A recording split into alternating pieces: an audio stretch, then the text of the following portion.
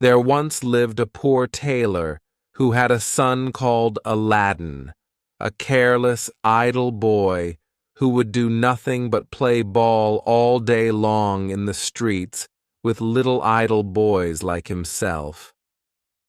This so grieved the father that he died. Yet, in spite of his mother's tears and prayers, Aladdin did not mend his ways.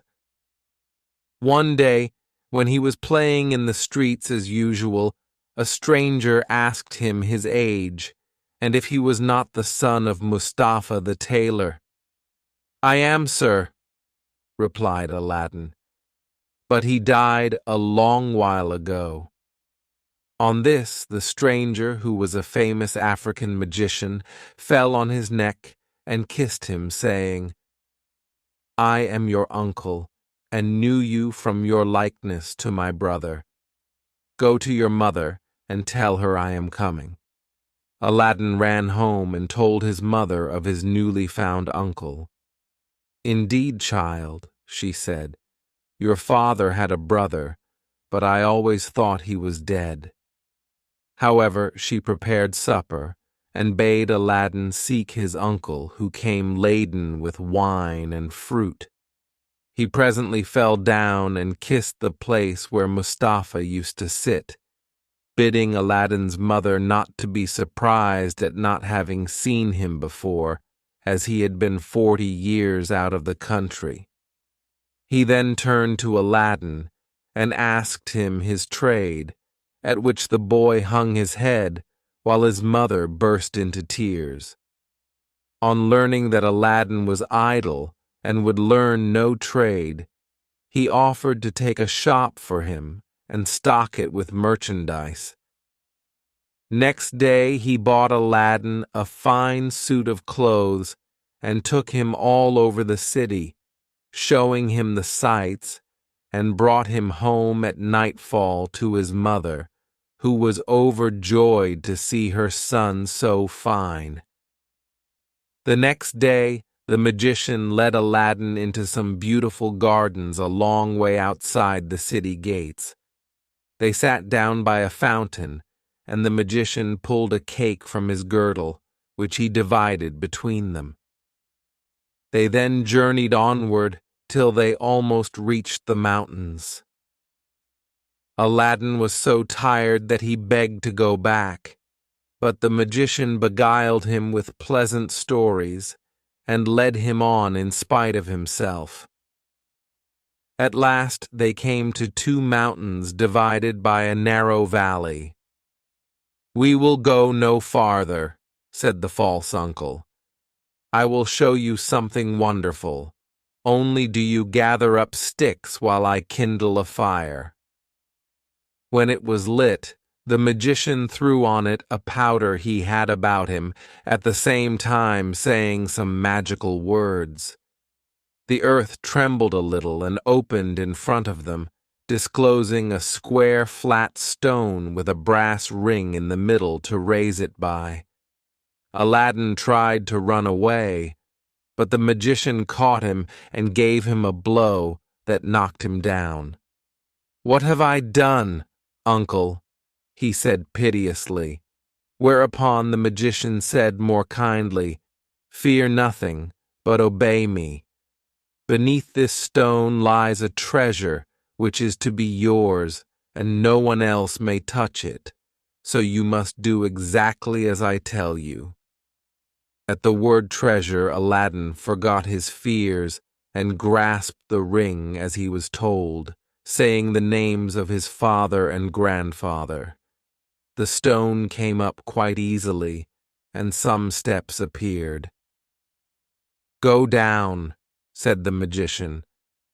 "At the foot of those steps you will find an open door leading into 3 large halls. Tuck up your gown and go through them without touching anything, or you will die instantly. These halls lead into a garden of fine fruit trees. Walk on until you come to a niche in a terrace where stands a lighted lamp. Pour out the oil it contains, and bring it to me." He drew a ring from his finger and gave it to Aladdin, bidding him prosper. Aladdin found everything as the magician had said, gathered some fruit off the trees, and having got the lamp, arrived at the mouth of the cave.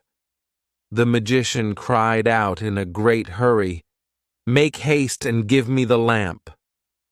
This Aladdin refused to do until he was out of the cave. The magician flew into a terrible passion, and throwing some more powder onto the fire, he said something, and the stone rolled back into its place. The magician left Persia forever, which plainly showed that he was no uncle of Aladdin's, but a cunning magician who had read in his magic books of a wonderful lamp which would make him the most powerful man in the world. Though he alone knew where to find it, he could only receive it from the hand of another. He had picked out the foolish Aladdin for this purpose, intending to get the lamp and kill him afterward. For 2 days, Aladdin remained in the dark, crying and lamenting. At last, he clasped his hands in prayer, and in so doing rubbed the ring, which the magician had forgotten to take from him.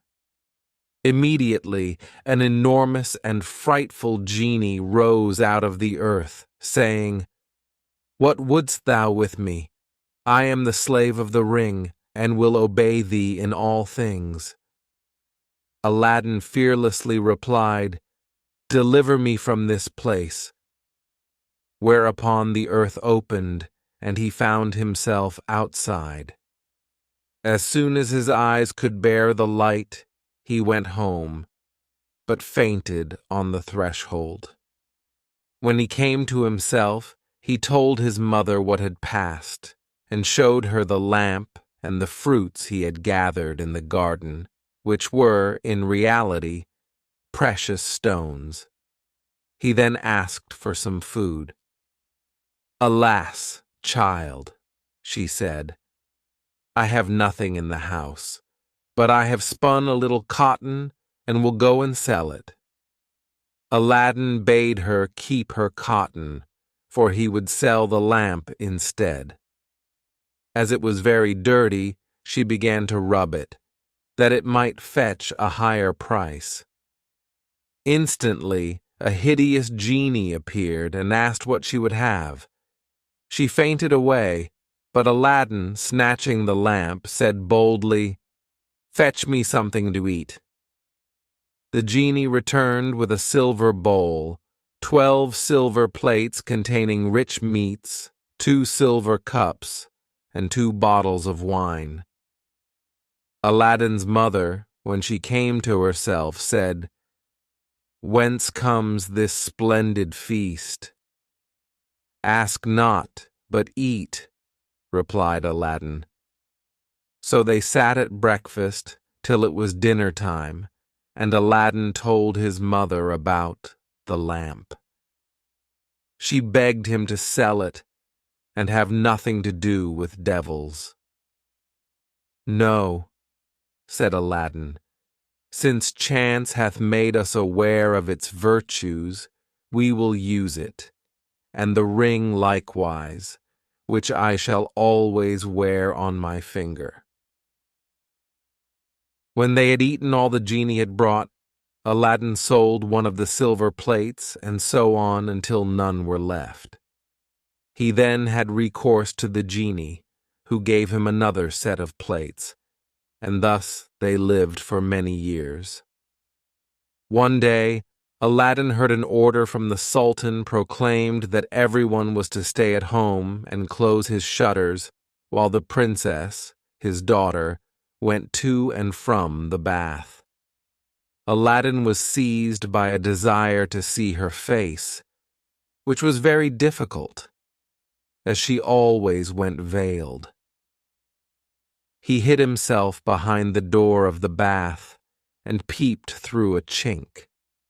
The princess lifted her veil as she went in, and looked so beautiful that Aladdin fell in love with her at first sight. He went home so changed that his mother was frightened. He told her he loved the princess so deeply that he could not live without her, and meant to ask her in marriage of her father. His mother, on hearing this, burst out laughing, but Aladdin at last prevailed upon her to go before the Sultan and carry his request. She fetched a napkin and laid in it the magic fruits from the enchanted garden, which sparkled and shone like the most beautiful jewels. She took these with her to please the Sultan and set out, trusting in the lamp. The Grand Vizier and the Lords of Council had just gone in as she entered the hall and placed herself in front of the Sultan. He, however, took no notice of her. She went every day for a week and stood in the same place. When the council broke up on the 6th day, the Sultan said to his vizier, "I see a certain woman in the audience chamber every day carrying something in a napkin. Call her next time, that I may find out what she wants." Next day, at a sign from the vizier, she went up to the foot of the throne and remained kneeling till the Sultan said to her, "Rise, good woman, and tell me what you want." She hesitated, so the Sultan sent away all but the vizier and bade her speak frankly, promising to forgive her beforehand for anything she might say. She then told him of her son's violent love for the princess. "I prayed him to forget her," she said, "but in vain. He threatened to do some desperate deed if I refused to go and ask your majesty for the hand of the princess. Now I pray you to forgive not me alone, but my son Aladdin." The Sultan asked her kindly what she had in the napkin, whereupon she unfolded the jewels and presented them. He was thunderstruck, and turning to the vizier said, "What sayest thou? Ought I not to bestow the princess on one who values her at such a price?" The vizier, who wanted her for his own son, begged the Sultan to withhold her for 3 months, in the course of which he hoped his son would contrive to make him a richer present. The Sultan granted this, and told Aladdin's mother that, though he consented to the marriage, she must not appear before him again for 3 months. Aladdin waited patiently for nearly 3 months, but after 2 had elapsed, his mother, going into the city to buy oil, found everyone rejoicing and asked what was going on. "Do you not know," was the answer, "that the son of the Grand Vizier is to marry the Sultan's daughter tonight?" Breathless, she ran and told Aladdin, who was overwhelmed at first, but presently bethought him of the lamp. He rubbed it, and the genie appeared, saying, "What is thy will?" Aladdin replied, "The Sultan, as thou knows, has broken his promise to me, and the vizier's son is to have the princess. My command is that tonight you bring hither the bride and bridegroom." "Master, I obey," said the genie. Aladdin then went to his chamber, where, sure enough, at midnight, the genie transported the bed containing the vizier's son and the princess.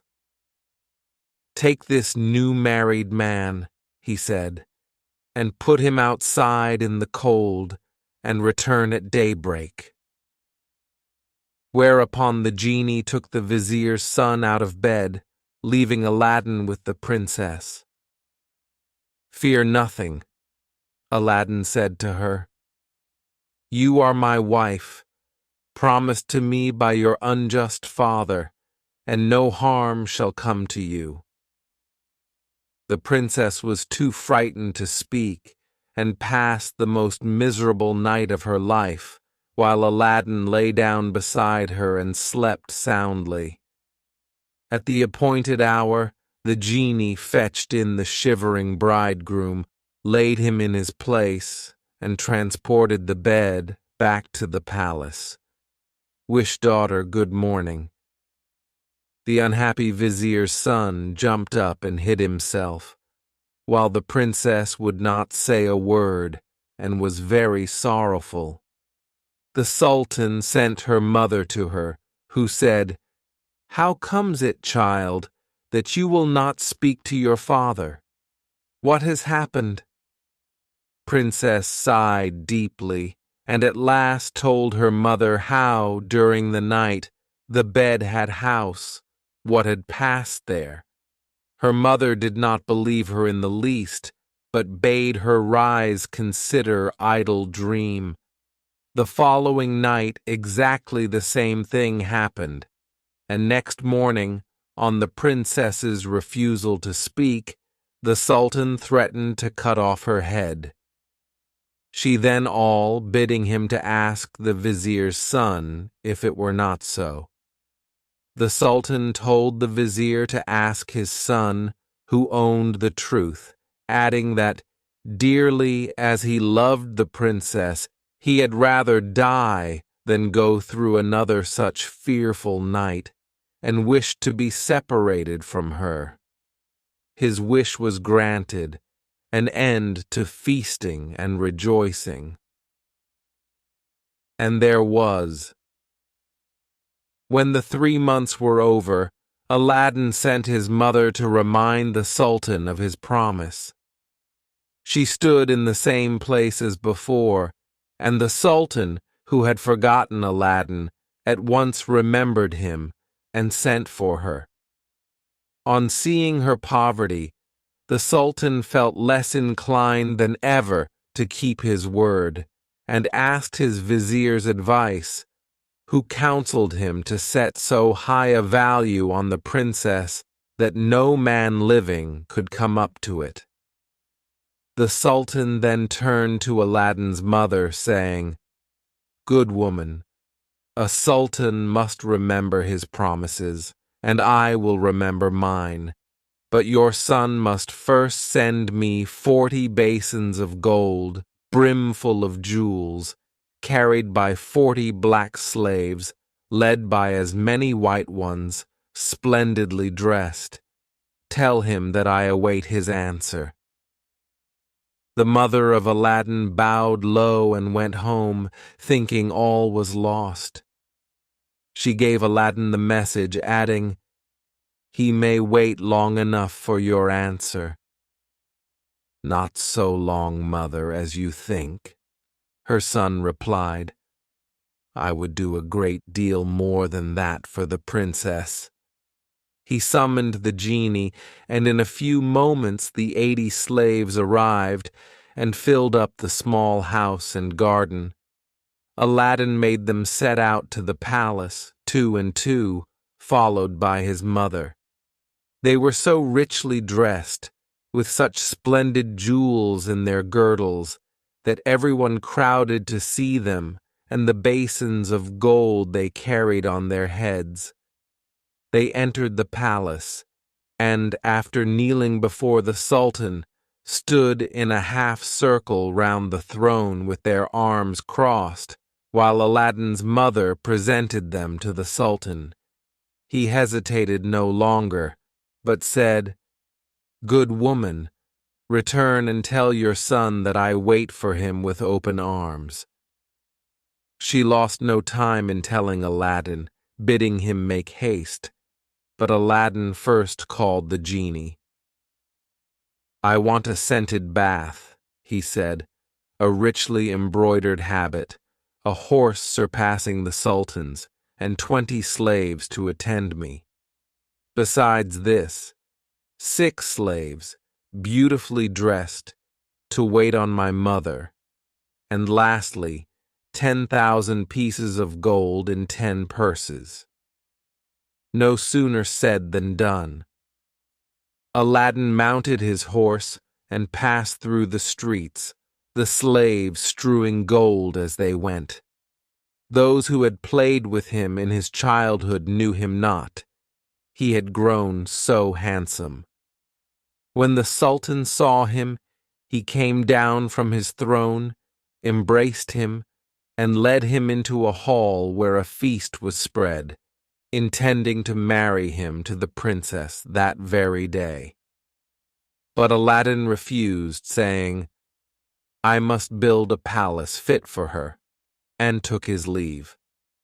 Once home, he said to the genie, "Build me a palace of the finest marble, set with jasper, agate, and other precious stones. In the middle you shall build me a large hall with a dome, its 4 walls of massy gold and silver, each having 6 windows, whose lattices, all except one which is to be left unfinished, must be set with diamonds and rubies. There must be stables and horses and grooms and slaves. Go and see about it." The palace was finished by the next day, and the genie carried him there and showed him all his orders faithfully carried out, even to the laying of a velvet carpet from Aladdin's palace to the Sultan's. Aladdin's mother then dressed herself carefully and walked to the palace with her slaves, while he followed her on horseback. The Sultan sent musicians with trumpets and cymbals to meet them, so that the air resounded with music and cheers. She was taken to the princess, who saluted her and treated her with great honor. At night, the princess said goodbye to her father and set out on the carpet for Aladdin's palace, with his mother at her side, and followed by the 100 slaves. She was charmed at the sight of Aladdin, who ran to receive her. "Princess," he said, "blame your beauty for my boldness if I have displeased you." She told him that, having seen him, she willingly obeyed her father in this matter. After the wedding had taken place, Aladdin led her into the hall, where a feast was spread, and she supped with him, after which they danced till midnight. Next day, Aladdin invited the Sultan to see the palace. On entering the hall with the 24 windows, with their rubies, diamonds, and emeralds, he cried, "It is a world's wonder. There is only one thing that surprises me. Was it by accident that one window was left unfinished?" "No, sir, by design," returned Aladdin. "I wished your Majesty to have the glory of finishing this palace." The Sultan was pleased and sent for the best jewelers in the city. He showed them the unfinished window and bade them fit it up like the others. "Sir," replied their spokesman, "we cannot find jewels enough." The Sultan had his own fetched, which they soon used, but to no purpose, for in a month's time the work was not half done. Aladdin, knowing that their task was vain, bade them undo their work and carry the jewels back, and the genie finished the window at his command. The Sultan was surprised to receive his jewels again, and visited Aladdin, who showed him the window finished. The Sultan embraced him, the envious vizier, meanwhile hinting that it was the work of enchantment. Aladdin had won the hearts of the people by his gentle bearing. He was made captain of the Sultan's armies and won several battles for him, but remained modest and courteous as before, and lived thus in peace and content for several years. But far away in Africa, the magician remembered Aladdin, and by his magic arts discovered that Aladdin, instead of perishing miserably in the cave, had escaped and had married a princess with whom he was living in great honor and wealth. He knew that the poor tailor's son could only have accomplished this by means of the lamp, and traveled night and day until he reached the capital of China, bent on Aladdin's ruin. As he passed through the town, he heard people talking everywhere about a marvelous palace. "Forgive my ignorance," he asked. "What is this palace you speak of?" "Have you not heard of Prince Aladdin's palace?" was the reply. "The greatest wonder of the world. I will direct you if you have a mind to see it." The magician thanked him who spoke, and having seen the palace, knew that it had been raised by the genie of the lamp, and became half mad with rage. He determined to get hold of the lamp, and again plunge Aladdin into the deepest poverty. Unluckily, Aladdin had gone a-hunting for 8 days, which gave the magician plenty of time. He bought a dozen copper lamps, put them into a basket, and went to the palace, crying, "New lamps for old," followed by a jeering crowd. The princess, sitting in the hall of 24 windows, sent a slave to find out what the noise was about, who came back laughing, so that the princess scolded her. "Madam," replied the slave, "who can help laughing to see an old fool offering to exchange fine new lamps for old ones?" Another slave, hearing this, said, "There is an old one on the cornice there which he can have." Now this was the magic lamp, which Aladdin had left there, as he could not take it out hunting with him. The princess, not knowing its value, laughingly bade the slave take it and make the exchange. She went and said to the magician, "Give me a new lamp for this." He snatched it and bade the slave take her choice, amid the jeers of the crowd. Little he cared, but left off crying his lamps, and went out of the city gates to a lonely place, where he remained till nightfall, when he pulled out the lamp and rubbed it. The genie appeared, and at the magician's command carried him, together with the palace and the princess in it, to a lonely place in Africa. Next morning, the Sultan looked out of the window toward Aladdin's palace and rubbed his eyes, for it was gone. He sent for the vizier and asked what had become of the palace. The vizier looked out too, and was lost in astonishment. He again put it down to enchantment, and this time the Sultan believed him, and sent 30 men on horseback to fetch Aladdin in chains.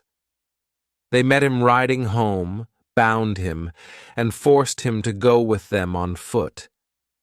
The people, however, who loved him, followed, armed, to see that he came to no harm. He was carried before the Sultan, who ordered the executioner to cut off his head. The executioner made Aladdin kneel down, bandaged his eyes, and raised his scimitar to strike. At that instant, the vizier, who saw that the crowd had forced their way into the courtyard and were scaling the walls to rescue Aladdin, called to the executioner to stay his hand. The people, indeed, looked so threatening that the Sultan gave way and ordered Aladdin to be unbound, and pardoned him in the sight of the crowd. Aladdin now begged to know what he had done. "False wretch," said the Sultan, "come thither," and showed him from the window the place where his palace had stood. Aladdin was so amazed that he could not say a word. "Where is my palace and my daughter?" demanded the Sultan. "For the first I am not so deeply concerned, but my daughter I must have, and you must find her or lose your head." Aladdin begged for 40 days in which to find her, promising, if he failed, to return and suffer death at the Sultan's pleasure. His prayer was granted, and he went forth sadly from the Sultan's presence. For 3 days he wandered about like a madman, asking everyone what had become of his palace, but they only laughed and pitied him. He came to the banks of a river and knelt down to say his prayers before throwing himself in. In so doing, he rubbed the magic ring he still wore. The genie he had seen in the cave appeared and asked his will. "Save my life, genie," said Aladdin. "Bring my palace back." "That is not in my power," said the genie.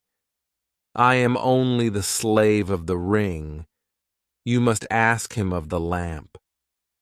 "Even so," said Aladdin, "but thou canst take me to the palace and set me down under my dear wife's window." He at once found himself in Africa under the window of the princess, and fell asleep out of sheer weariness. He was awakened by the singing of the birds, and his heart was lighter.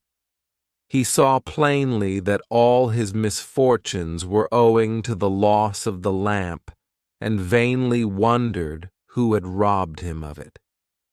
That morning the princess rose earlier than she had done since she had been carried into Africa by the magician, whose company she was forced to endure once a day.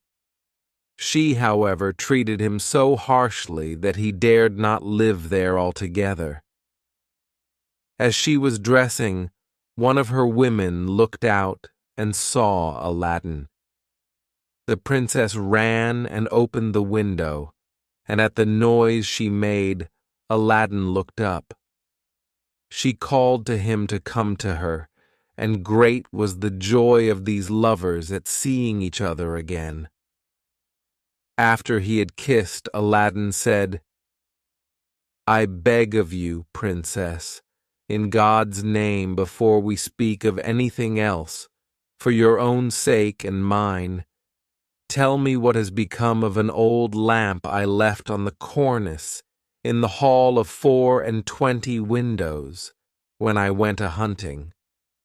"Alas," she said, "I am the innocent cause of our sorrows," and told him of the exchange of the lamp. "Now I know," cried Aladdin, "that we have to thank the African magician for this. Where is the lamp?" "He carries it about with him," said the princess. "I know, for he pulled it out of his breast to show me." He wishes me to break my faith with you and marry him, saying that you were beheaded by my father's command. He is forever speaking ill of you, but I only reply by my tears. If I persist, I doubt not, but he will use violence." Aladdin comforted her and left her for a while. He changed clothes with the first person he met in the town, and having bought a certain powder, returned to the princess, who let him in by a little side door. "Put on your most beautiful dress," he said to her, "and receive the magician with smiles, leading him to believe that you have forgotten me. Invite him to sup with you, and say you wish to taste the wine of his country. He will go for some, and while he is gone, I will tell you what to do." She listened carefully to Aladdin, and when he left, she arrayed herself gaily for the first time since she left China. She put on a girdle and headdress of diamonds, and, seeing in a glass that she was more beautiful than ever, received the magician, saying, to his great amazement, "I have made up my mind that Aladdin is dead, and that all my tears will not bring him back to me. So I am resolved to mourn no more, and have therefore invited you to sup with me. But I am tired of the wines of China, and would fain taste those of Africa." The magician flew to his cellar, and the princess put the powder Aladdin had given her in her cup. When he returned, she asked him to drink her health in the wine of Africa, handing him her cup in exchange for his, as a sign she was reconciled to him. Before drinking, the magician made her a speech in praise of her beauty, but the princess cut him short, saying, "Let us drink first, and you shall say what you will afterward." She set her cup to her lips and kept it there, while the magician drained his to the dregs and fell back lifeless. The princess then opened the door to Aladdin and flung her arms round his neck, but Aladdin put her away, bidding her leave him, as he had more to do. He then went to the dead magician, took the lamp out of his vest, and bade the genie carry the palace and all in it back to China. This was done, and the princess in her chamber only felt 2 little shocks, and little thought she was at home again. The Sultan, who was sitting in his closet, mourning for his lost daughter, happened to look up and rubbed his eyes, for there stood the palace as before. He hastened thither, and Aladdin received him in the hall of the 24 windows, with the princess at his side. Aladdin told him what had happened, and showed him the dead body of the magician, that he might be live. A 10 days' feast was proclaimed, and it seemed as if Aladdin might now live the rest of his life in peace. But it was not to be. The African magician had a younger brother who was, if possible, more wicked and more cunning than himself. He traveled to China to avenge his brother's death, and went to visit a pious woman called Fatima, thinking she might be of use to him. He entered her cell and clapped a dagger to her breast, telling her to rise and do his bidding on pain of death. He changed clothes with her, colored his face like hers, put on her veil, and murdered her, that she might tell no tales. Then he went toward the palace of Aladdin and all the people, thinking he was the holy woman, gathered round him, kissing his hands and begging his blessing. When he got to the palace, there was such a noise going on round him that the princess bade her slave look out of the window and ask what was the matter. The slave said it was the holy woman, curing people by her touch of their ailments, whereupon the princess, who had long desired to see Fatima, sent for her.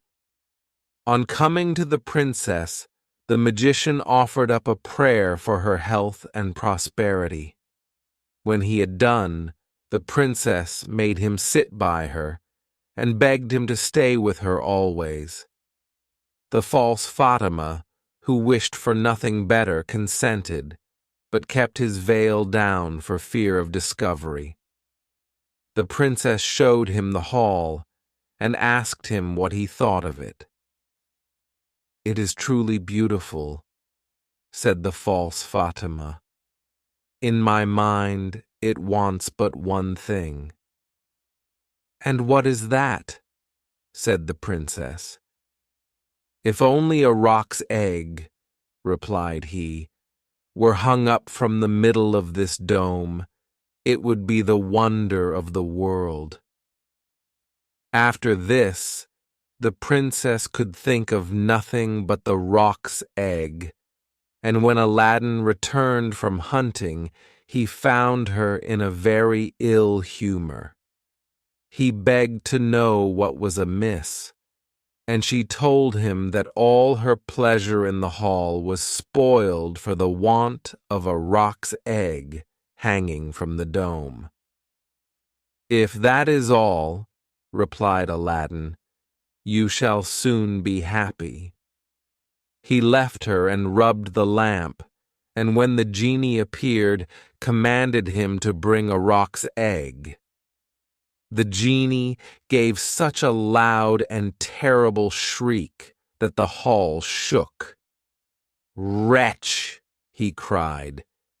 "Is it not enough that I have done everything for you, but you must command me to bring my master and hang him up in the midst of this dome? You and your wife and your palace deserve to be burnt to ashes, but that this request does not come from you, but from the brother of the African magician, whom you destroyed. He is now in your palace, disguised as the holy woman, whom he murdered. He it was who put that wish into your wife's head. Take care of yourself, for he means to kill you." So saying, the genie disappeared. Aladdin went back to the princess, saying his head ached, and requesting that the holy Fatima should be fetched to lay her hands on it. But when the magician came near, Aladdin, seizing his dagger, pierced him to the heart. "What have you done?" cried the princess. "You have killed the holy woman." "Not so," replied Aladdin, "but a wicked magician," and told her of how she had been deceived. After this, Aladdin and his wife lived in peace. He succeeded the Sultan when he died, and reigned for many years, leaving behind him a long line of kings. The end. Thanks for watching.